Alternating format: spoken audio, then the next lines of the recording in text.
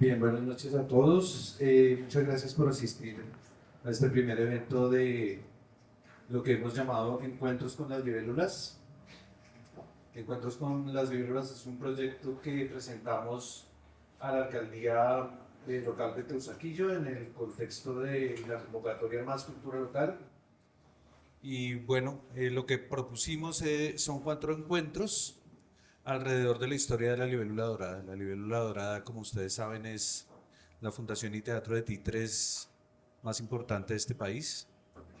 Y por supuesto que es la más importante de esta ciudad y de esta localidad y es muy apreciada por ya cerca de 3 generaciones que han sido su público permanente y su norte en muchos sentidos. La libélula dorada es también la historia de una familia, la familia Álvarez, encabezada por el maestro César Santiago Álvarez y por el maestro Iván Darío Álvarez. Y en ese sentido, entonces, lo que aspiramos a hacer en estos conversatorios es que conozcan ustedes un poco más de la historia de la libélula y sobre todo que la libélula se mantenga en la coyuntura que está viviendo en este momento, de la que ya nos hablará Anabel Álvarez. Que la libélula dorada se mantenga cerca del público y de esta localidad, mientras, como les digo, recorre el camino que por hoy recorre. Entonces, arrancamos este evento acá en Hoja al Viento. Le agradecemos a Elber Antía prestarnos su casa para poder hacer este primer encuentro. Y para ello hemos invitado al maestro Iván Darío Álvarez y a Livia Estela Gómez, directora de cine, entre otras cosas. Además, también directora de la Escuela de Cine de la Universidad Nacional de Colombia. Y bueno, y mientras yo los invito a que se vayan sentando y yo voy contando un poquito de ellos acá un poco más formalmente.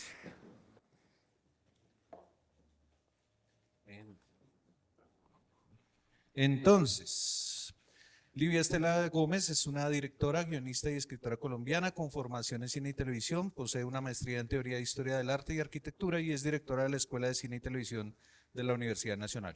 En abril de 2025 estrenó su más reciente película, La sombra del juez, aunque ahora nos vamos a referir a una nueva película que acaba de rodar. El resto de su filmografía la componen Un tal Alonso Quijano, de 2021, largometraje de ficción que alcanzó más de 500.000 espectadores y que fue lanzado, si ustedes lo recuerdan, en la época de la pandemia. También es la directora de Ella, en 2015, film que fue seleccionado en el Festival de Cine de Mar del Plata y le valió el premio a Mejor Directora en el Kolkata International Film Festival de la India. En el campo del documental ha dirigido El traje nuevo del emperador, 2014, y Aristazón, 2011. Además, La historia del baúl rosado, 2005, su ópera prima, se consolidó como una de sus obras más importantes, obteniendo el apoyo del programa Ibermedia. Ahora va a leer la biografía que el maestro Iván me compartió. Iván Darío Álvarez, antes de nacer en la ciudad de Medellín en 1956, ya era ácrata. Es ante todo, más que un antioqueño devoto de su pintoresca parroquia. Es ateo, gracias a Dios, y de pura fe vive de milagro. Es un infante irredento, un manipulador profesional que no cesa de jugar con muñequitos. Desde 1976 es cofundador y dramaturgo del grupo de títeres La Libélula Dorada, un muñecomio contracultural donde sus hedonistas criaturas fantásticas e iconoclastas han dado vida a algunas obras como La rebelión de los títeres, El dulce encanto de la isla Acracia, El romance de la niña y el sapito, Sinfonías inconclusas, Para desamordazar el silencio, Los espíritus lúdicos, Ese chivo es puro cuento, Que duermas bien Alfonso, Gárgola y quimera, La increíble historia de la nariz del Dr. Freud, Tomando el té con Marx y Bakunin, La diatriba contra el poder de Antonin Artaud, Ubu Virrey, Gaspar el rey de las nubes y ácidas ficciones. Ha publicado 3 de sus obras en la antología Delirium Titerensis y una recopilación de ensayos en Las llaves invisibles, concebidos en la cerrajería de Buenaventura Durruti, su ángel de las guardas. Es renuente y refractario al poder, al dinero, al matrimonio, a los dogmas y a la fama. Su futuro es la utopía. Su biombo de los cielos no es de este mundo. Su voz es en el desierto, habita en otra parte. Bien. Entonces, pues bienvenidos. Muchísimas gracias por estar acá, por permitir que este evento tenga lugar. Y quiero yo darle la palabra a Anabel Álvarez para que nos cuente un poquito de lo que hoy es la Libélula Dorada y por dónde está transcurriendo. Hola a todos. Ay, no sé si me escuchan bien. Bienvenidos a este espacio. Estamos de verdad desde la Libélula Dorada muy felices de estar acá. Muchas gracias a los monstruos del cine por esta invitación, por hacer esta alianza poderosa en nuestra localidad Teusaquillo. Y entonces seguramente se estarán preguntando, pero si ustedes son de Teusaquillo, ¿por qué no estamos en la Libélula Dorada? Y la respuesta es porque estamos en Metamorfosis. Nuestro teatro se ganó una beca de la ley del espectáculo público. Esta beca lo que hace es que le da recursos a los espacios culturales de la ciudad para construir o para diseñar el espacio o para comprar la casa o para la dotación. Entonces, por esa razón, nuestra casa tuvimos, así con todo el dolor de nuestro corazón, tuvimos que demolerla y ahora vamos a hacer un gran edificio de 5 pisos que va a estar dedicado a las artes escénicas. Entonces, bueno, esto es todo un acontecimiento para nosotros porque nos tocó trasladar todos nuestros espacios a la Alianza Francesa del Centro, pero pues el centro no queda en Teusaquillo, entonces tuvimos que buscar más locaciones acá en Teusaquillo para poder hacer estas maravillosas charlas. Pero como si fuera poco, estamos cumpliendo este año 50 años de trayectoria artística. Entonces, pues es doble acontecimiento. Vamos a estrenar teatro con 50 años de trayectoria. Y entonces eso hace muy especial este año para nosotros. Este es apenas como un abrebocas de nuestros 50 años y es una forma de acercarnos también y decir que en el terreno donde está la libélula hay una libélula escondida en el piso latiendo mientras que se construye este gran espacio cultural que estamos haciendo. Y bueno, esperamos que nos acompañen en estas charlas, que nos acompañen en nuestra programación. Nosotros vamos a seguir funcionando con nuestros festivales, con nuestros domingos familiares, con todo lo que venimos haciendo. Lo vamos a seguir haciendo este año así no tengamos una sede física. Yo digo que ahora somos como un teatro itinerante porque vamos de espacio en espacio haciendo eventos y sacando sonrisas. Entonces los esperamos y esperamos que disfruten mucho esta charla tan especial porque aunque no parezca, los títeres están también muy unidos al cine. Y yo he pensado mucho en eso en este último tiempo y creo que esto es como otro argumento más para seguir como reafirmando eso. Entonces, bueno, espero que disfruten mucho y que nos acompañen en todos nuestros eventos y recuerden que la libélula, así no tenga una sede física en este momento y sea el vacío, seguimos en la localidad por ahí aleteando.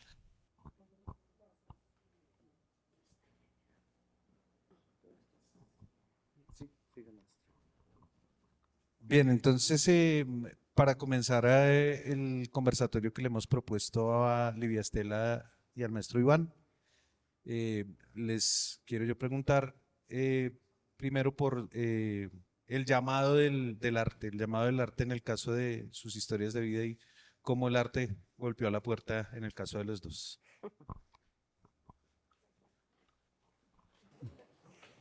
Bueno, muchas gracias a todos por estar aquí y acudir a esta cita pues con la historia de estos primeros 50 años de la libélula dorada. Pues siempre que uno va a hablar de arte y de algo que tiene que ver con su vocación, lo primero que tendría que hacer es pedir disculpas porque es muy difícil hablar de lo que uno hace y sobre todo pensar que realmente lo que uno está haciendo es arte, porque son palabras mayores. Pero nos hemos casado con esta profesión a la que considero pues como una profesión de la ilusión. Me considero pues también como titiritero, un artesano de la fantasía y como un demiurgo.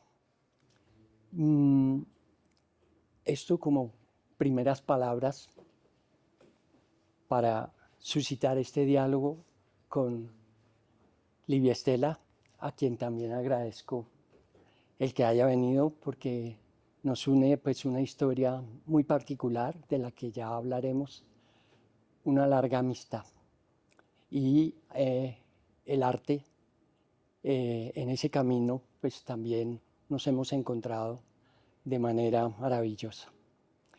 En cuanto a la pregunta, pues yo creo que de niño yo era como muchos niños, un titiritero que se ignoraba, porque en mis juegos privados, donde fluía mi imaginación, en mis juegos dramáticos siempre había muñecos y yo con esos muñecos con los que sentía una cercanía profunda como niño, jugaba a animarlos y a través de ellos construía en mi soledad y a veces con otros amiguitos historias maravillosas. Yo creo que ahí empezó mi camino como titiritero. No desconocía por completo en mi infancia los títeres, como a muchos niños en este país, donde la palabra títere es una palabra desconocida. Y la primera vez que vi un teatro de títeres fue también gracias al juego, porque unas niñas que vivían en mi barrio me invitaron a jugar con muñecos.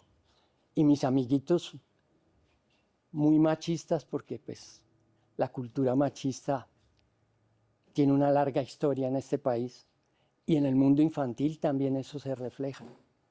Y mis amiguitos me decían que no fuera a jugar con mis amiguitas con sus muñecos, porque pensaban que eran muñecas.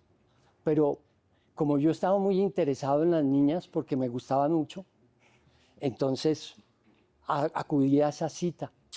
Y yo, sorpresa mía, estas niñas, los muñecos que tenían, era un teatro de títeres. Y a mí me pareció maravilloso que existieran unos juguetes tan bellos y tan agradables y que me permitieran compartir ese momento con niñas que me gustaban mucho. Entonces, esa fue mi primer acercamiento y ese llamado de los títeres que yo no sabía que se iba a convertir en mi destino. Más adelante, estando en el bachillerato, tuve la fortuna de ver en mi colegio, en el departamental de Fontibón, al Teatro Libre de Bogotá, que presentaba una historia que se llamaba La historia de un gallo de pelea. Y a mí, pues, ver esos actores como tan profesionales, como tan casados con el teatro, me conmovió muchísimo. Y más tarde, mi hermano César, por otro lado, había descubierto a grupos icónicos en la ciudad, como La Candelaria, el Teatro Popular de Bogotá, el TPB, el Local, La Candelaria, el Acto Latino y otros grupos que también eran parte importante pues, de la historia del teatro en Colombia, como también el TEC, el Teatro Experimental de Cali, que yo creo que pues, junto a Enrique Buenaventura y Santiago García pueden considerarse como los padres modernos del teatro, y sobre todo de un teatro político y de vanguardia, un teatro social que impactó a muchos jóvenes de mi generación, que veníamos pues del movimiento hippie o de Mayo del 68, en fin, de esa correlación de los movimientos culturales con los movimientos sociales de los años 70. Y en ese camino de convertirnos en espectadores de esos grupos, en el Parque Nacional nos encontramos con un grupo que era el Acto Latino, que habían conformado un movimiento que se llamaba el Centro Latino de la Cultura. Allí estaba como directora de ese espacio Beatriz Caballero, la hija de Eduardo Caballero Calderón, a quien le habían asignado la dirección del parque, que entre otras cosas pues siempre fue un teatro con una vocación unida al teatro de títeres en Colombia. Y ese espacio fue muy importante para mí y para mi hermano, porque gracias al Centro Latino de la Cultura descubrimos que ahí había gente trabajando en diversas áreas de las artes. Entonces el Centro Latino de la Cultura tenía el apellido latino para varias expresiones, como el son latino, el acto latino, que era teatro, el biombo latino, que eran títeres, el signo latino, que eran mimos, y además pues una revista cultural que reunía a varios literatos como el Muro Latino. Encontrarnos pues con esa experiencia de estos jóvenes que también tenían un espíritu revolucionario y que querían pues a través del arte manifestar todo su inconformismo fue muy importante para nosotros. Ver al biombo latino para nosotros fue maravilloso, pero también al acto latino, que hicieron unos seminarios en los que nosotros participamos y así pudimos conocer a grandes hombres de la historia del teatro como Stanislavski, Brecht, Grotowski y Artaud. Pero al ver al biombo latino, queriendo nosotros ser actores, pero unos actores que tenían la particularidad que eran tímidos, vimos en el teatro de títeres como una posibilidad de proyectarnos y desdoblarnos a través de esos muñecos escondidos como seres clandestinos en los biombos. Entonces ahí el biombo latino, perdón, creó una escuela que fue la primera escuela de títeres que yo tenga noticia que se haya hecho en el país. Allí descubrimos técnicas del teatro de títeres, pues que en ese momento, digamos, las más populares eran los títeres de guante o guiñol o las marionetas de hilos. Pero los del biombo latino empezaron a manejar otras técnicas que para nosotros se constituyeron pues, en técnicas muy importantes y que nosotros desarrollamos en el curso pues, de nuestro oficio, como son los títeres articulados de boca, los títeres de varilla y los títeres que llamamos de mano prestada. Entonces, haber visto el biombo latino, yo creo que fue lo mejor que nos pudo haber ocurrido, porque en ese momento era uno de los mejores grupos, a mi juicio, de Bogotá. Eran muy irreverentes, iconoclastas, y habernos contagiado de su espíritu y de su conocimiento fue maravilloso. Dejo ahí para no robarme pues toda la atención, para que Livia Estela también pueda contarnos su acercamiento al teatro de títeres y al arte. Bueno, buenas noches, muchas gracias por la invitación. Yo no sé cómo, si existe un momento en el que yo supe que mi camino iba a ser el arte, no creo que haya un momento, hay como dos cosas que recuerdo, tres. La primera es que de mis primeros recuerdos es que yo me metía sola al cuarto de los trastos, al cuarto de San Alejo, y los objetos que había ahí yo empezaba a animarlos y a convertirlos en personajes con los que yo tenía interacción. Mis hermanas se acuerdan mucho de eso porque mi mamá andaba muy preocupada, que esa niña que hace allá metida hablando sola, y yo veía a mi mamá que me espiaba por la ventana, y mi mamá, en mi familia hay un problema bastante grande de enfermedad psiquiátrica de varias personas de mi familia. Entonces mi mamá ya me había diagnosticado con problemas psiquiátricos porque yo me metí a ese cuarto a hablar sola.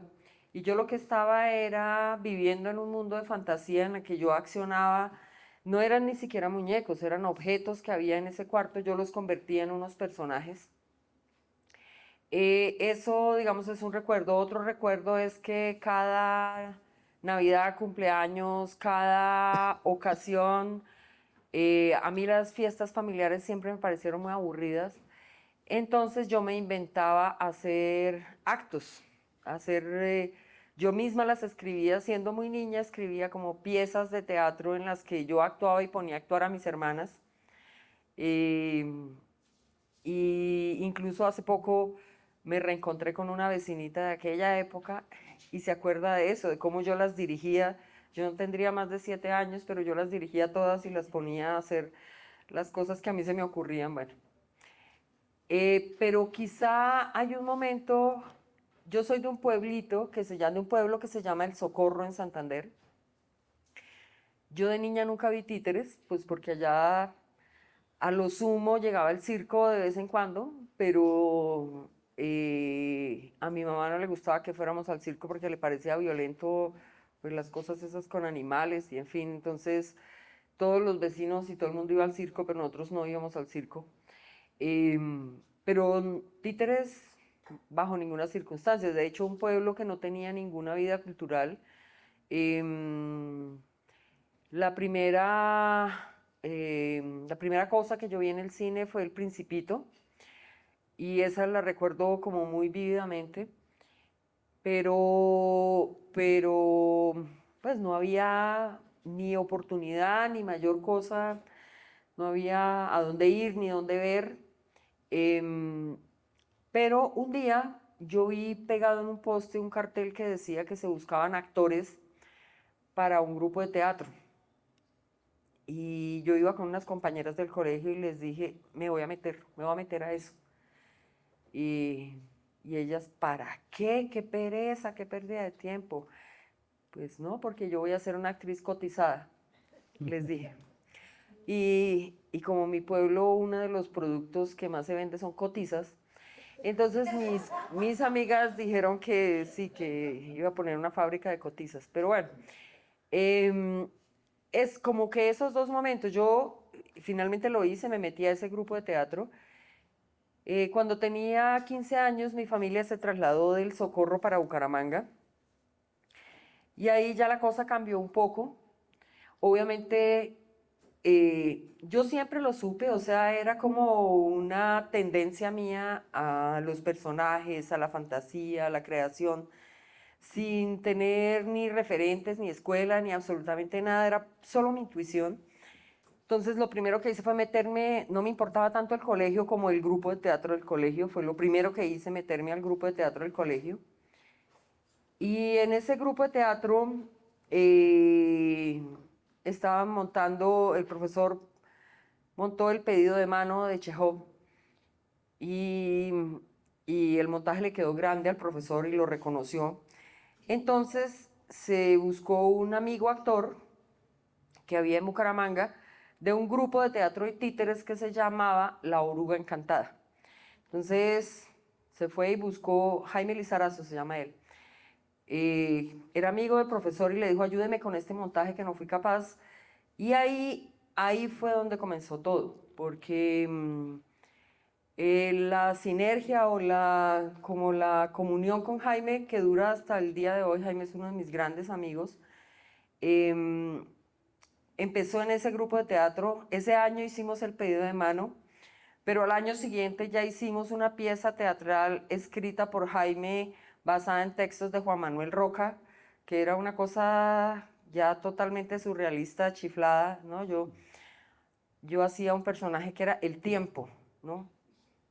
El tiempo, y entonces el tiempo era un personaje que iba con una truza color carne, que parecía que estaba desnuda y en el colegio mis compañeros decían, uy, pero ¿qué? Salió en pelota usted. Y cargaba un reloj Hawaco, que era el reloj de pared del colegio, de esos que tienen como un péndulo gigante. El tiempo era eso, era un personaje que iba en una truza color carne cargando un reloj aguaco que pesaba como todos los demonios, esa cosa sí, eso es lo único que recuerdo, que pesaba montones y entraba por entre el público. Pues de no hacer nada, a hacer una pieza como El pedido de mano y luego pasar a este plano tan subjetivo, yo creo que entré demasiado rápido en materia. Bueno, me acuerdo también que había otro personaje que era el cancerbero, que era el que cuidaba las puertas del infierno. Hicimos una función en un teatro en Bucaramanga, en el Teatro Bucaramanga en ese momento. Hoy en día ya no existe ese escenario, pero, pero el cancerbero cuidaba las puertas del infierno y yo hacía, entre otros personajes, además del tiempo, hacía como un demonio que estaba intentando entrar al infierno con una antorcha en la mano, y éramos como 5 con una antorcha prendida, con fuego en la mano, y se nos prendió el telón de fondo del teatro en la función que hicimos en el Teatro Bucaramanga. Y pues claro, les tocó entrar a apagar con extintores el incendio en plena obra. Bueno, esas locuras hacía Jaime. Pues bueno, por ahí empecé. Estando en el grupo de teatro, a La Oruga Encantada se le había ido la actriz, ellos eran puros hombres y solo había una mujer que hacía todos los personajes femeninos que se llama Josefina Torres. Josefina se había ido y estaban buscando una actriz para reemplazarla porque no podían hacer las presentaciones de las piezas de títeres, sobre todo ellos estaban haciendo mucho títeres y poco teatro en esa época. No podían hacer las piezas de títeres porque les faltaba el personaje femenino. Entonces, a raíz del trabajo que yo hice con Jaime en el colegio, Jaime me llevó a trabajar a la Oruga Encantada. Pero yo tenía, a esa altura yo tenía 17 años, ¿no? Y ellos eran, pues, habían sido bastante hippies y lo seguían siendo, todos eran mechudos, metían marihuana, eran izquierdosos, revolucionarios, y yo era de una familia católica, apostólica, romana. Para mi papá eso era el demonio, yo me había metido con el demonio.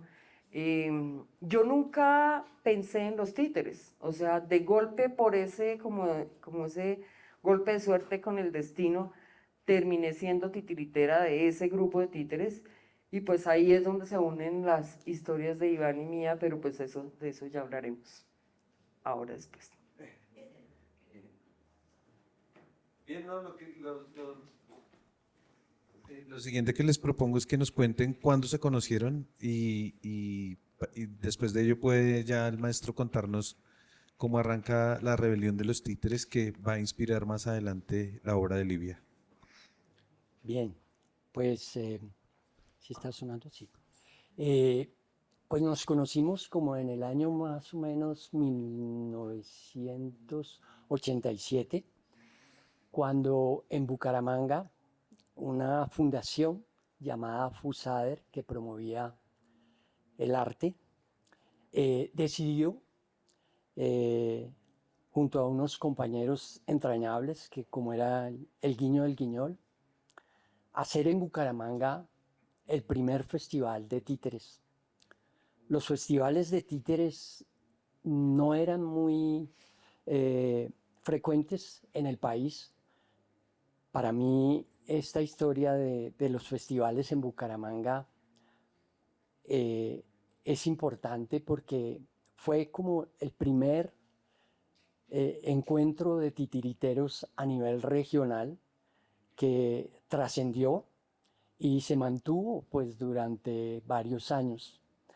Y entonces ahí nos dimos cita muchos de los titiriteros más importantes de ese momento en ese encuentro de titiriteros, como el grupo de títeres de Medellín, La Fanfarria, pues que también es un grupo icónico, Los Hilos Mágicos, Los Matachos, un grupo que ya no existe porque su director, uno de sus directores o varios de sus directores ya fallecieron, El Guiño del Guiñol, como les había contado, y entre otros, pues un grupo que empezaba a surgir con gran impulso en Bucaramanga, como era la oruga encantada.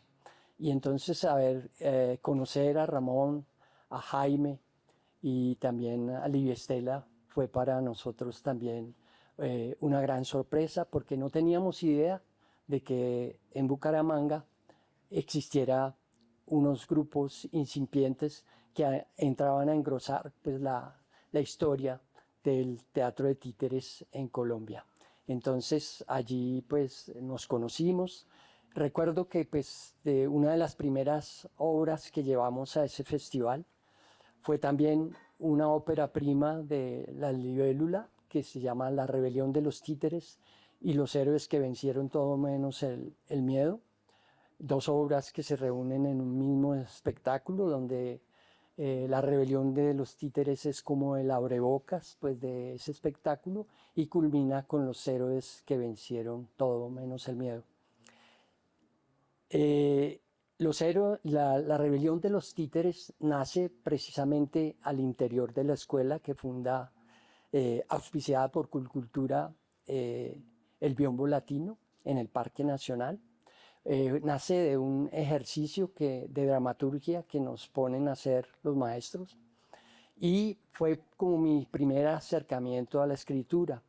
Yo nunca había escrito pues una obra y pues fue para mí pues un gran reto ponerme digamos en esas circunstancias de escribir, lo cual pues agradezco mucho de parte del Biombo Latino que provocara en mí como esas ganas de escribir.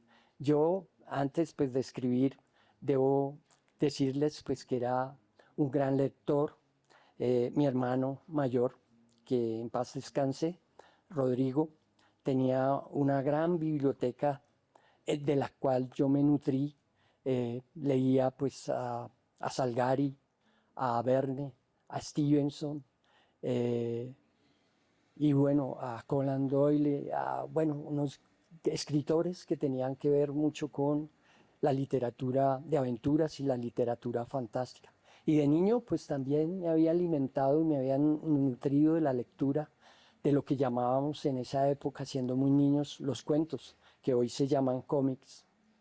Yo era también un asiduo lector de niño de los cómics. Y un día, aburrido en mi casa, porque ya no tenía cómics que leer, mi hermano me dijo que por qué no leía un libro. Y yo le dije, no, porque es que no tiene dibujitos. Entonces mi hermano me dijo, pero hay algunas ilustraciones y a partir de esas ilustraciones que habían en esos libros, usted puede imaginarse el resto. Yo le hice caso a mi hermano y de verdad quedé alucinado con esas historias de Julio Verne y de toda esa gran biblioteca que tenía mi hermano. Entonces, acercarme a la escritura después de haber sido un lector temprano, pues fue para mí, pues, digamos, como la provocación para llegar a la escritura. Y bueno, esa obra se ha vuelto icónica, la mantenemos desde hace 50 años, la han visto más de 3 generaciones. Estos títeres que están aquí como testigos mudos de este encuentro son protagonistas pues, de esa historia. Allá a mi derecha, ese personaje que ven ahí es un ladrón, se llama Dedos Ligeros, es un ladrón de la alta perseverancia.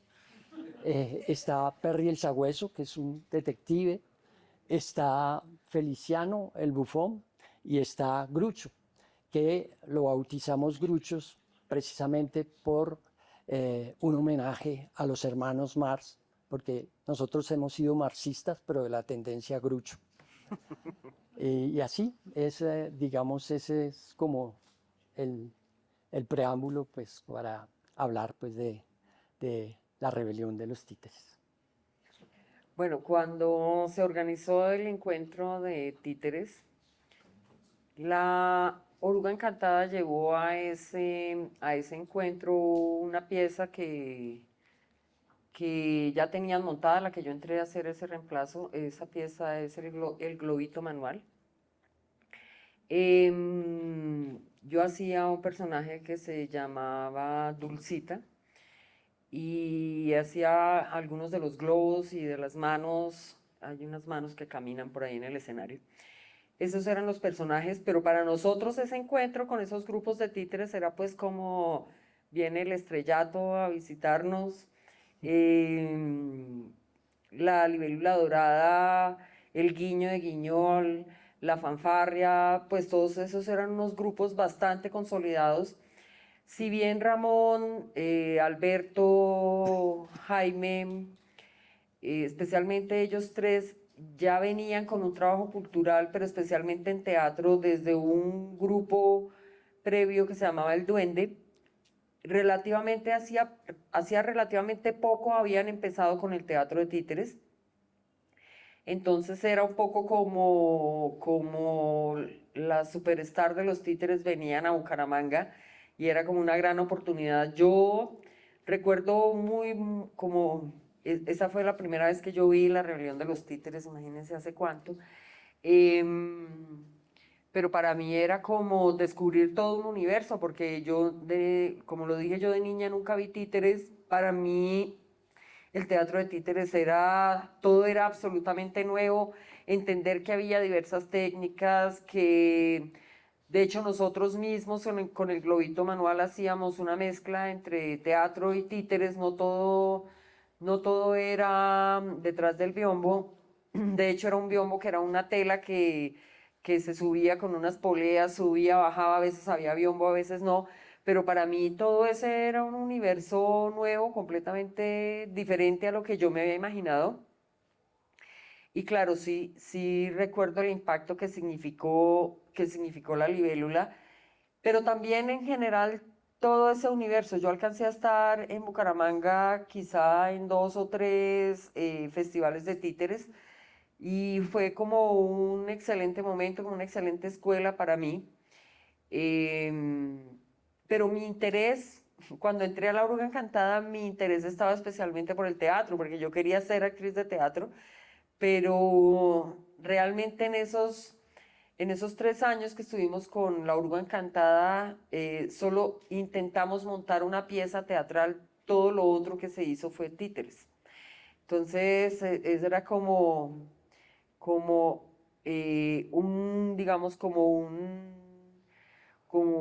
un desvío en el camino, pero pues fue absolutamente maravilloso todo ese encuentro con el universo de los títeres y ahí conocí a muchas personas con las que luego seguí siendo amiga de la libélula, especialmente con Iván, con César poco, pero yo me hice amiga de los del Guiño, de Guiñol, de varios titiriteros que luego me volví a encontrar en la vida y pues muchos de ellos recordaban el hecho de que yo había estado en ese momento de sus historias.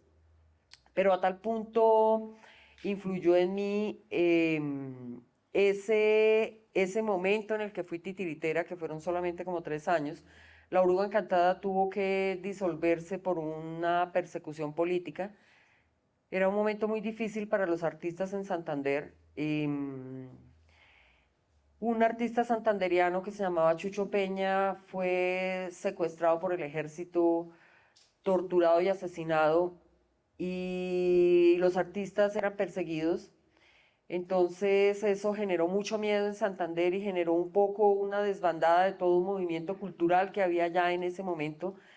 Y básicamente muy pocos se quedaron. Jaime Lizarazo se quedó y por ahí algún otro de La Oruga Encantada, pero de resto básicamente todos tuvimos que salir corriendo de allá porque había seguimientos y había allanamientos y había una persecución directa por el pasado que ellos tenían, especialmente por la militancia de izquierda tan fuerte que ellos habían tenido en ese grupo cultural que se llamaba El Duende. Haber cambiado pues al teatro de títeres que podía decir las mismas cosas, pero las decía de otra manera y a través de los muñecos, digamos, ahí el distanciamiento era mucho más grande, pues ese pasado no se los perdonaron. Y yo tan joven, tan sardina, terminé metida. Yo ni siquiera sabía qué era la izquierda y qué era la derecha. Para mí la izquierda era la mano izquierda y la derecha era la mano derecha. Entonces como que yo terminé metida en una cosa que ni siquiera sabía, ni siquiera tenía real conocimiento de lo que era. Y la única opción era salir corriendo de allá, pero es ese momento vivido como titiritera, pues fue muy especial para mí y quedó con una impronta en mí que tiene que ver con el proyecto que luego nos volvió a juntar con el maestro Iván.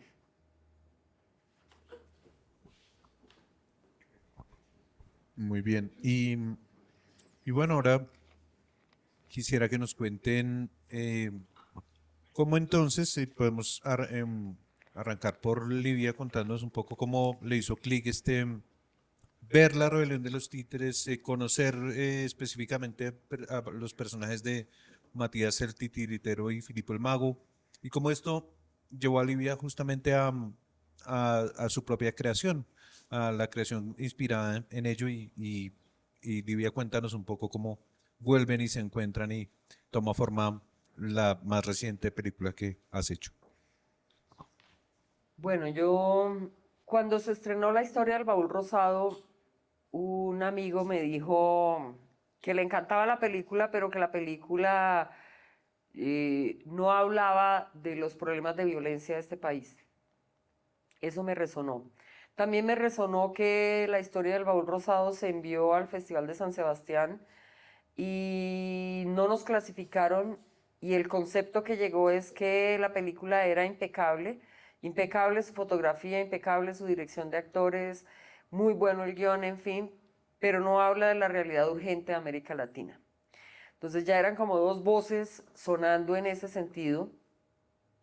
Entonces, se supone que Matías el Titiritero iba a ser mi segunda película, pero dio tantas vueltas la vida que Matías el Titiritero termina siendo mi octava película.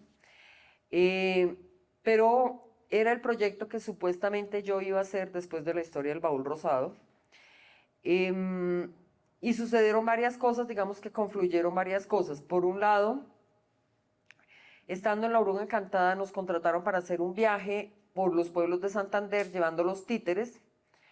Y ese viaje fue un viaje muy raro porque nosotros llegábamos a esos pueblos que eran pueblos azotados por la violencia, poníamos el teatrino en el centro de la plaza, alistábamos todo, poníamos hasta la música para la función y no llegaba nadie.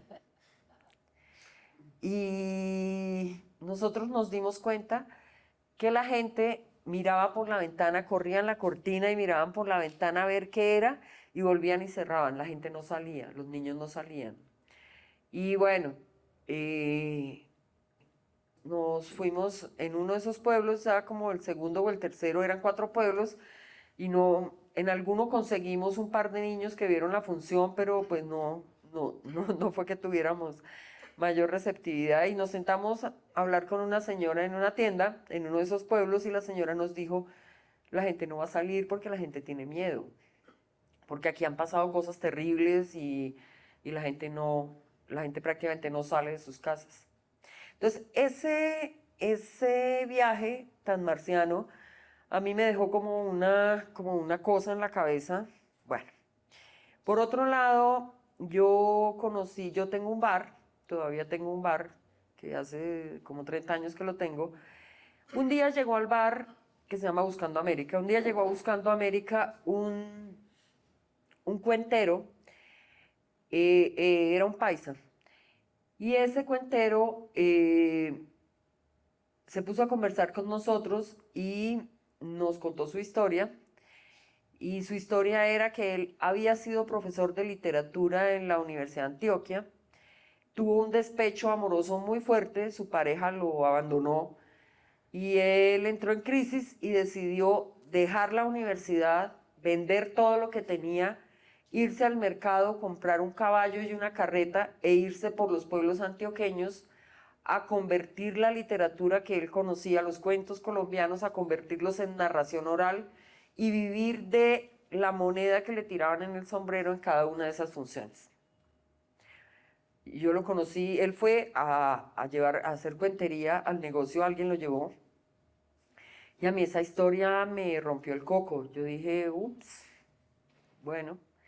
Em, y esa era la época por la que yo ya había terminado, no la había estrenado todavía, pero ya había terminado la historia del baúl rosado y andaba buscando una historia para escribir y yo quería que fuera una historia que tuviera que ver con la violencia en Colombia.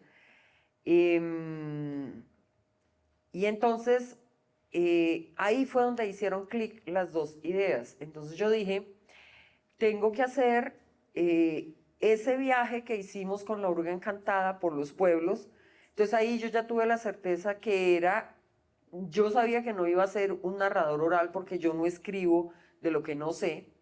Yo sabía que iba a ser un titiritero errante que va por los pueblos, haciendo un poco lo que hacía Roberto, que es convertir esas historias de la violencia colombiana en un espectáculo y en muñecos. Ahí fue donde nació esa idea. Y obviamente, ¿en dónde me iba a parar? Me iba a parar en el Teatro de Títeres. Para mí, desde el momento que los conocí hasta el día de hoy, La Libélula Dorada era como para el teatro colombiano es La Candelaria, ¿no? Como para el teatro colombiano es Santiago García, para mí, en el Teatro de Títeres, pues son César e Iván Álvarez. Eso yo siempre lo tuve claro, pero también tuve claro que si yo iba a hacer una película sobre los títeres, yo iba a hacer un homenaje a los titiriteros y a los artistas de los títeres, no solamente al hecho de ejecutar los títeres o de hacer una función de títeres, sino de fabricar los títeres, de vivir el teatro de títeres. Entonces, digamos que así fue como fue haciendo amalgama esa idea. Cuando yo tuve escrito el guión, hace tantísimo tiempo, Iván no se acuerda, pero un día yo iba en una buseta y yo estaba escribiendo el guión y yo me lo encontré y le dije, estoy escribiendo un guión para una película en el que usted es el protagonista y voy a usar el personaje de Matías el Titiritero, pues que es un personaje de La Libélula. Bueno, él se rió, me dijo, bueno, me cuenta, bueno, en fin, ya se tenía que bajar de la buseta, como que no me puso mucha atención en ese momento, tanto así que ni lo recuerda, pero yo seguí con el proyecto, primero encontré un productor, luego encontré otro, y pues duré 20 años buscando el dinero, moviendo ese proyecto, tratando de hacer lo posible, y pues ya el año pasado el año pasado ya el productor con el que estoy trabajando ahora me llamó y me dijo que había conseguido la plata para hacer Matías el Titiritero y pues ya lo rodamos. No sé qué vas a decir. Bueno, gracias Livia por contar esa historia y espero que en este momento aprovecho este instante para pedirte perdón por no acordarme, pero es que estoy tratando de escribir mis memorias del Alzheimer. Entonces, pues hay muchas cosas que ya a esta edad se me olvidan. Pero agradezco pues que hayas pensado en mí. Y bueno, cuando Livia me presentó el guión, pues yo lo leí con mucho agrado y me sentí pues muy halagado pues de ser el protagonista de su película, entre otras cosas porque yo no conozco muchas películas donde el protagonista sea un titiritero, realmente hay muy pocas, y en Colombia yo creo que va a ser, si no estoy mal, la primera. Entonces eso me agrada mucho y pues tiene que ver con que Livia pues haya sido titiritera en su juventud y que a partir pues de esa magia de los títeres nos haya permitido consolidar una bella amistad en el tiempo. Cuando ella me dijo eso, yo estaba rozando los 40 años, era monito, entonces hacía alusión pues de que era la libélula, ahora soy la libélula plateada. Tuve que esperar 20 años, pero porque pues, y en eso me quito el sombrero frente a la gente que hace cine en este país, porque si hacer teatro y hacer títeres es una quijotada, el cine lo es aún más por lo costoso y lo difícil que es, sobre todo en este país. Así es de que agradezco mucho la terquedad y la persistencia en la idea. Y bueno, no hace mucho, eh, al comienzo de este año, terminamos el rodaje y bueno, espero pues que si se presenta a Cannes, por lo menos me den un Oscar. ¿Quieres decir algo más? Bueno, quería pues invitarlos a que nos cuenten un poquito del proceso. Entiendo que por supuesto no se podrá hablar mucho de la trama ni nada, pero sí del proceso del reencuentro juntos y ya en el rol de ambos, directora y protagonista, cómo se ha dado la experiencia hasta hoy. Pero primero que hable Iván, a ver de cómo se sintió de protagonista de película. Bueno, yo ya había sido protagonista en otra película de Libia, que se llama, Solo que nadie sabía que eras el protagonista. eso, era una protagonista anónimo, porque desafortunadamente pues el protagonista se murió cuando les faltaban pues algunos capítulos Alguna escena, sí. algunas escenas del rodaje, y entonces pues Livia se acordó de mí por cierto parecido físico al protagonista, y pues con algunos trucos cinematográficos pues me convertí en un protagonista anónimo. Y como siempre sucede con los dobles, les toca trabajar el triple. Y bueno, pues ya habíamos tenido, digamos, yo había tenido la fortuna pues de ver cómo trabajaba Livia, y me impactó muchísimo en esta película porque siendo ella directora de la Escuela de Cine en Televisión, también realizó una experiencia maravillosa que la recuerdo con mucho agrado y con mucho cariño, porque ella hizo también la primera película al interior pues del- de la carrera de cine y televisión en la Universidad Nacional con sus alumnos, y ahí hizo un trabajo pedagógico maravilloso, pues la vi dirigiendo y me impresionó mucho pues su energía, su vitalidad y, y su manera tan apasionada de entregarse al cine. Y ahora con esta película pues yo tenía mucho miedo porque pues no tenía digamos como realmente mucha experiencia con el cine. Había hecho una película con otra directora, Maddie Samper, pues siendo muy joven, como a los 19 años, con una película infantil que se llamaba El Huacán. Hice algún par de cortos, pero realmente pues habían sido experiencias pues un poco no de largo aliento, como es un largometraje como el de Matías el Titiritero.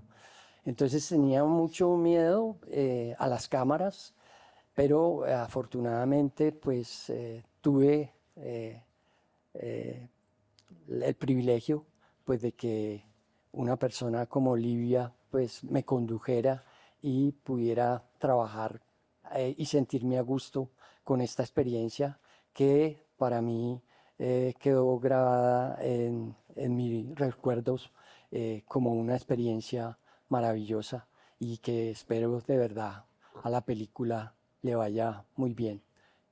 No sé si ya con eso Bueno, puedes hablar. Matías el Titiritero no fue tampoco gratis que se tardara tanto tiempo en hacerse, era un proyecto que cualquiera lo leía y decía que podía darse cuenta rápidamente que estaba lleno de retos y de dificultades.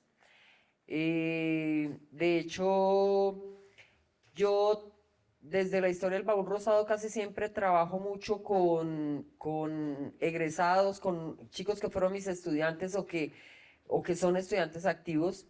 Y yo en las clases siempre les digo que hay que llevar una dificultad a la vez, que si pones lluvia, no pongas animales, que si pones niños, no pongas efectos especiales en escena, porque pues dos dificultades a la vez pues hace que las escenas sean difíciles y pues tanto en esta película como en otras en las que mis estudiantes han estado, pues se ríen mucho de mí porque yo pongo niños, niño, perro, gallina, caballo, lluvia, incendio, todo en una misma escena y eso que yo predico en las clases, pues yo no lo practico. Si puedo llenar de más dificultades la escena, pues es mucho más atractiva para mí. Entonces, sí, a todas luces esta era una película difícil, muy difícil. Es una película que no fue que yo la escribí, me senté, la escribí y ya ese guión que se escribió se rodó. De hecho, Iván había leído hacía un tiempo otra versión del guión que estaba menos madura que esta versión que rodamos. Tuvo 26 reescrituras este guión. A lo largo de todos estos años, pues, mientras se consigue el dinero, pues tú vas mejorando, mejorando, mejorando. Y este proyecto había tenido muy buena estrella en muchos sentidos, es decir, había sido premio de guión del Fondo para el Desarrollo Cinematográfico, luego fue premio de desarrollo de Ibermedia, luego fue seleccionado para el Brasil Lab, luego fue seleccionado para el Guadalajara Lab, fue seleccionado para Encuentros Cartagena, es decir, tenía muchas medallitas, pero ninguna de esas medallitas dan dinero para la producción de la película, todas esas son medallitas del desarrollo de la película. Pero ese desarrollo tan largo y tan premiado me permitió acceder a muchos escenarios en donde el proyecto podía ir madurando e ir mejorando. Es decir, cuando obtienes todos estos estímulos al desarrollo, esos estímulos siempre vienen con asesoría, con script doctor, con alguien que te mira el proyecto, con alguien que te da ideas, en fin. Y digamos que gracias a eso el proyecto logró estar bastante nutrido. Fue un proyecto que yo tengo una empresa de producción audiovisual que se llama 2 de 2 Producciones. Mi socio en esa empresa se llama Julio Contreras y también durante muchos años con Julio, que me acompañó mucho tiempo a buscar el dinero para hacer esa película y pues no se consiguió. Pero nosotros conseguimos juntos desarrollar bastante ese proyecto y llegar a un guión que era maduro, pero pues que si tú lo leías casi que a ojo de buen cubero, tú decías, esto no se hace con menos de 3.000 millones de pesos y pues levantarse 3.000 millones de pesos para un proyecto, pues eso es una cosa difícil. Sin embargo, Sebastián Caballero, que es el productor de Red Collision, que es el que hizo esta película, el que hizo posible el sueño, vio como todo el potencial que tenía el proyecto y decidió apostarle. Sebastián Caballero también es el productor del otro proyecto del que hablaba Iván, que se llama Un tal Alonso Quijano, que fue un proyecto que yo hice con estudiantes en la Escuela de Cine de la Universidad Nacional. Y de hecho, Sebastián Caballero, que era el productor de Un tal Alonso Quijano, cuando se hizo esa película, era mi estudiante. Yo me río mucho porque ya he hecho 3 películas con ellos, con Red Collision. Entonces yo digo, Sebastián Caballero hace 4 años era mi estudiante y hoy en día es mi jefe. Así son las cosas en la vida. Pero al mismo tiempo, pues, el que se haya conseguido la plata, el que se haya echado ese proyecto al hombro, cuando para cualquier productor ese proyecto era un reto, pues yo lo agradezco porque yo ya estaba con ese proyecto a punto de decirle, Iván, ¿sabe qué, Iván? Yo voy a meter esto entre un cajón, ya no fue posible, ya, olvídese de esta película que no se va a hacer nunca. Y bueno, vea usted, se pudo hacer y digamos que hay muchas cosas que pasaron ahí. Teníamos que trabajar muy rápido, pues porque como no se consiguieron los 3.000 millones, se consiguió muchísimo menos dinero, pues eran muchos menos días de rodaje de los que la película necesitaba. Teníamos que trabajar muy rápido, todo tenía que ser muy rápido, no había momento como de parar y digamos que ese tipo de rodajes cuando se trabaja tan rápido se disfrutan menos, pero en cualquier caso, Nosotros rodamos esto en un pueblo que se llama Cepitá, en Santander. Estar en ese pueblo, estar en esos paisajes, estar en ese universo de los títeres, solamente una frustración, me calcé un títere para mostrarle algo al niño y Iván dijo, uy, se nota que hace 40 años no es titiritera, eso me dolió, me dolió en el alma porque además tampoco nunca fui una gran titiritera, mi paso por los títeres fue fugaz, solo para un bonito recuerdo, pero claro, me dio mal, me dio duro. Pero bueno, no, la idea no era volver a ser titiritera, la idea era hacer un homenaje muy merecido al teatro de títeres. Y hay una cosa con la rebelión de los títeres, o sea, yo en principio escribí unas piezas de títeres, pero era como para, en el mientras tanto, en el mientras se decidía cómo se hacía la película, y cuando ya empezamos en serio a trabajar con Iván para hacer la película, Iván me pasó el libreto de La rebelión de los títeres y los héroes que vencieron todo menos el miedo. Y yo finalmente me decidí por La rebelión de los títeres porque, entre otras cosas, hay una posibilidad ahí de hacer una suerte de metáfora entre el hecho de revelarnos como manipulados y no contentarnos con el hecho de que alguien maneja nuestros hilos, que de una u otra manera tiene algo que ver con el sentido profundo de esa película. Entonces era como la pieza que más se ajustaba a eso que se necesitaba decir en la película. No estuvo desde un principio La rebelión de los títeres en el guión, pero no estuvo, es porque ya era como demasiado abuso, ya había cogido a Matías el titiritero, él ya me había dicho que sí, pero empezar también a montar dentro del guión las piezas de La libélula, pues era bastante irrespetuoso y yo no quería que eso ocurriera hasta que verdaderamente hubiese por medio un contrato y verdaderamente estuviéramos seguros de que íbamos a hacer juntos la película.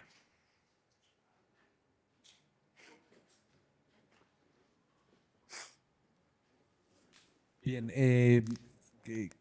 quiero abrir un espacio breve por si alguien quiere formular alguna pregunta. ¿Alguien quiere formular preguntas? Sí, aquí. Muchas gracias. Una pregunta pequeñita. En el 84 más o menos al 90, ustedes tenían, o no sé si tú o tu hermano, tenían un vínculo con la revista del Espectador, un magazine. Pues yo los conocí ahí, siendo un joven estudiante de teatro en la escuela del distrito. ¿Y qué pasó con ese vínculo? Y la otra es, ¿por qué se llama la libélula dorada?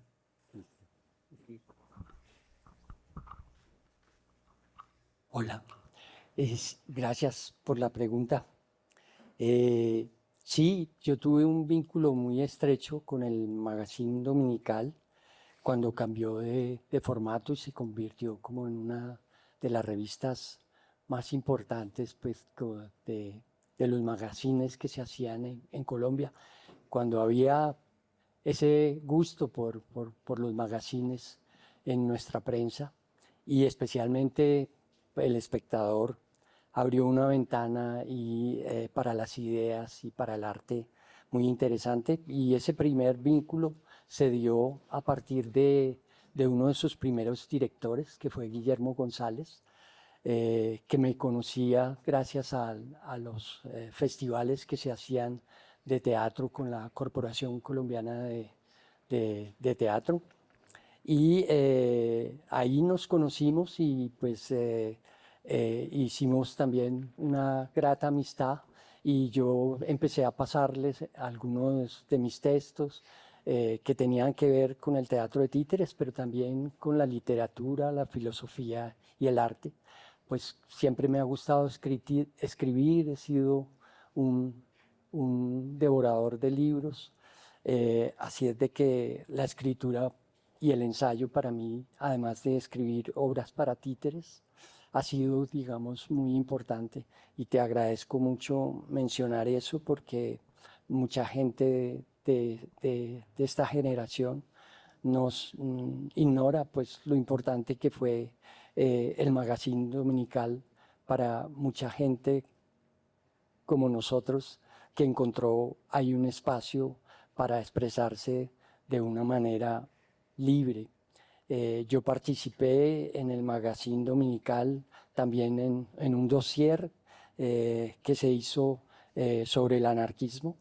Y también, gracias a eso, también tuve una relación muy estrecha con el poeta Juan Manuel Roca, con el cual me une no solamente una gran amistad, sino la poesía y el anarquismo. Una ideología pues que siempre va en contravía, tanto de la derecha como la izquierda, y que también en nuestro país no goza como los títeres de una gran tradición, pero que yo pues con mi vocación pues de estudioso pues de esta manera de pensar he abrazado durante muchos largos años, y por eso también con el maestro Juan Manuel escribimos no hace mucho, hace casi 10 años, un libro que se llama El Diccionario Anarquista de Emergencia, que en este momento va como por la 5ª edición y que también fue traducido al francés. Y no recuerdo. Porque se llama La Libélula Dorada. Gracias por esa pregunta, porque también me encanta contarlo. Cuando estábamos en la escuela y con mi hermano César y otro compañero que era un escabo del ejército, que se había salido del ejército porque pensaba más en la cultura que en la cultura de las armas. Y nos encontramos los tres en la escuela y estábamos tan enamorados del teatro de títeres que decidimos hacer un grupo. Y pues de esa época pues los grupos tenían nombres muy de siglas y nombres como muy serios: el Teatro Popular de Bogotá, el TPB, el TEC, Teatro Experimental de Cali, en fin, el local, la Mama. Y nosotros, y una cosa también importante pues de esa época es que casi todos los grupos de teatro eran como los brazos culturales de la izquierda. Y pues nosotros teníamos más como una inclinación más libertaria, y entonces pues pensábamos que el arte no tenía que estar al servicio pues de una bandera, de una ideología, a menos de que esa bandera fuera la del viento.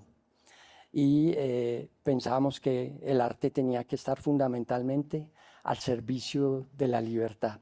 Entonces la palabra libélula nos recordaba esa palabra, la palabra libertad.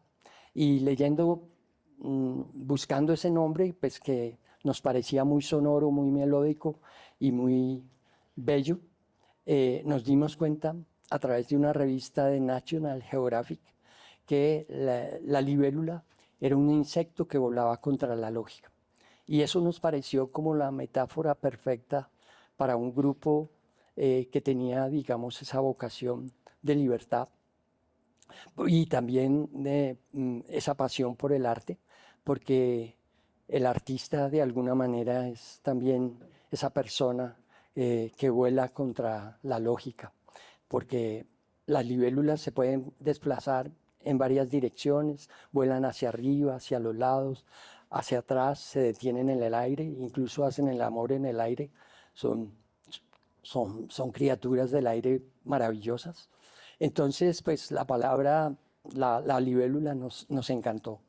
Y le pusimos el apellido de Dorada, como un homenaje también a nuestros indígenas, porque nuestros indígenas consideraban el oro como las lágrimas del sol. Y eso también nos pareció, digamos, como muy importante, pues de que nuestros indígenas pensaran eso respecto al oro, mientras que, digamos, para los conquistadores pues, era un símbolo de poder. Entonces esta metáfora tan profunda y tan espiritual pues, de nuestras culturas, nos sirvió pues, de apellido para ponerle a este grupo la libélula dorada, cosa que pues, a través del tiempo pues, siento que fue una fortuna haberle dado ese nombre y ese bautizo a un insecto tan maravilloso como la libélula. Pero trascendió hasta casi convertirse en una institución.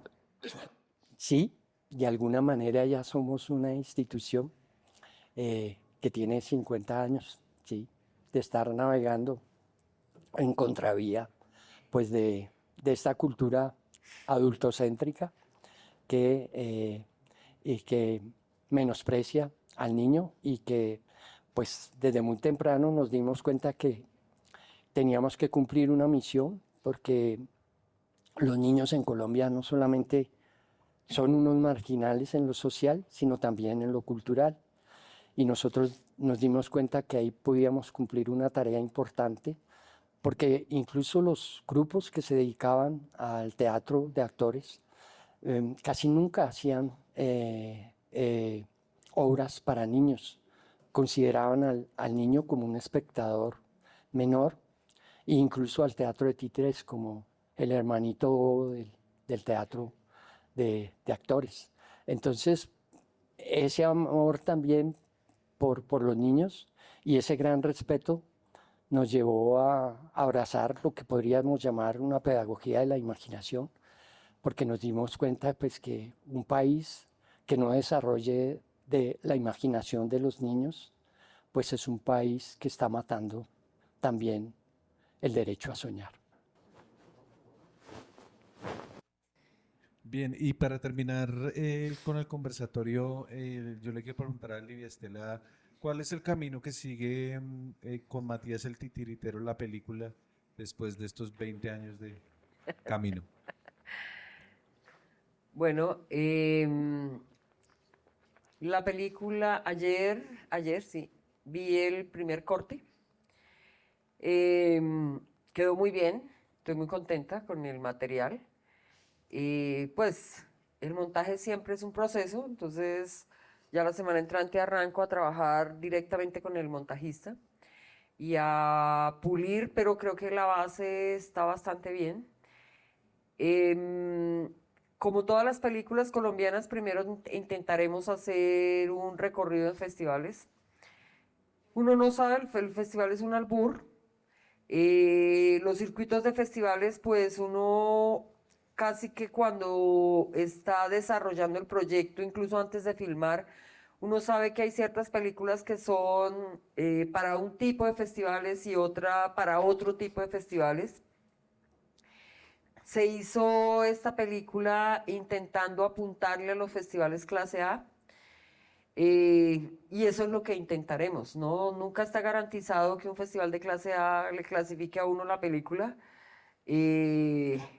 Así que no solo nos vamos a ganar un Oscar en Cannes, pero... Oh. Pero lo vamos a intentar. Con los festivales siempre es un intento que se hace.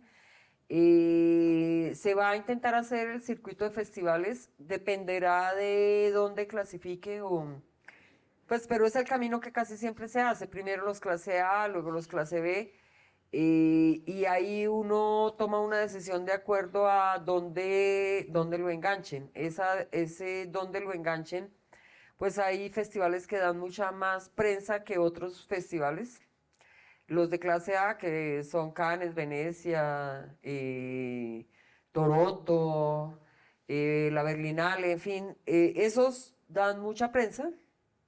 Los de clase B, pues dan mucha menos prensa, pero dependiendo de cómo se logre mover en ese escenario, pues a partir de ahí se tomarán decisiones. Pero es muy posible que no se estrenen salas hasta el próximo año, porque con esa empresa ya tenemos... ellos tienen dos películas, yo tengo dos películas por estrenar, una con esta empresa y otra que hice otro proyecto con los estudiantes de la Universidad Nacional que también está por estrenar. Y ellos también tienen dos películas por estrenar y es muy posible que no estrenen tres en un año porque pues en este país donde no funcionan las cosas como deberían funcionar.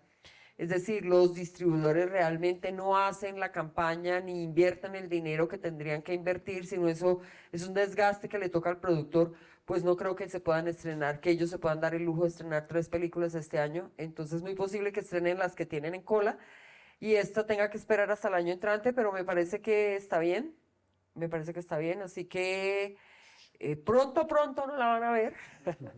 Pero es muy posible que sí, que el año entrante ya esté en las salas de cine. Vamos a ver, o sea, nada está garantizado, pero yo estoy muy contenta con el resultado. Yo creo que esperé mucho tiempo, pero como el buen vino maduró bien, entonces vamos vamos a ver cómo nos va. Bueno, muchas gracias a Livia Estela Gómez y al maestro Iván Darío Álvarez, por quienes quiero pedir un aplauso, por favor.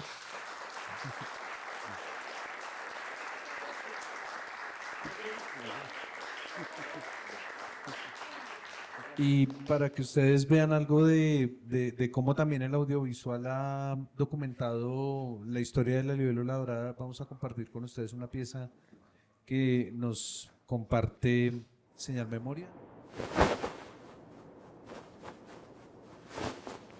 Los dejo con Felipe Arias, quien les da el contexto de este material muy valioso para la historia nuestra, trabajado y rescatado desde Señal Memoria.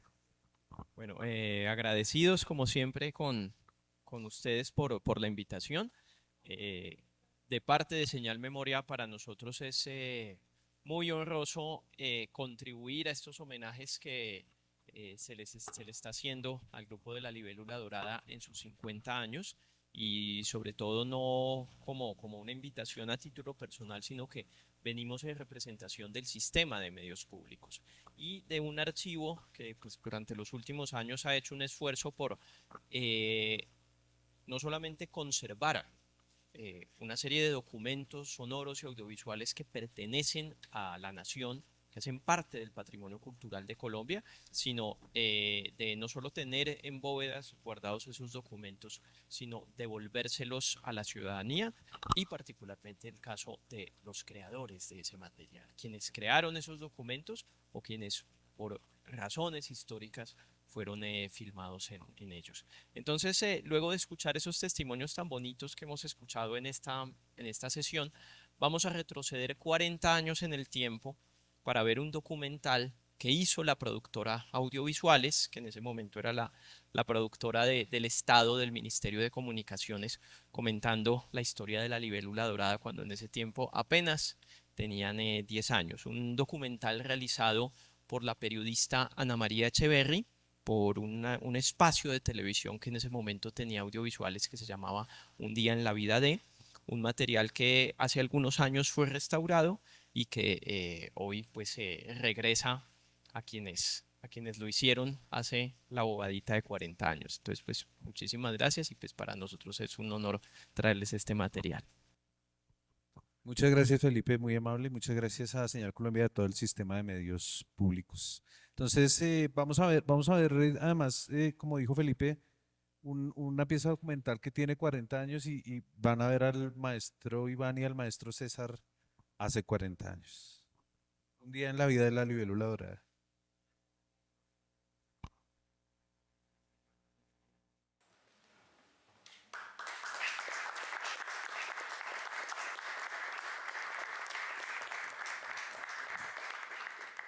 Bien, pues muchas gracias de nuevo por acompañarnos. Queríamos compartir con ustedes este primer encuentro. Queremos invitarlos a los próximos 3 encuentros que vamos a realizar durante el mes de marzo. Vamos a vernos los 2 próximos jueves, el 12 y el 19. El 12 vamos a estar en Casa Tomada, el 19 vamos a estar en el Teatro La Sala y el miércoles 25 vamos a estar en la Universidad EXI, vamos a estar por acá siempre por la localidad. Vamos a seguir contando historias con el maestro Iván Darío, con el resto de la libélula dorada, rindiendo homenaje y también haciendo memoria alrededor de la obra del maestro César. Y pues agradecerles de nuevo su presencia, esperamos que hayan pasado bien y que hayan descubierto en las historias que contaron Livia y el maestro y y en este material que acabamos de ver de Ana María Echeverry y de Señal Memoria, que han redescubierto pues todo el encanto alrededor del trabajo de la institución que es la Libélula Dorada. Muchas gracias a todos.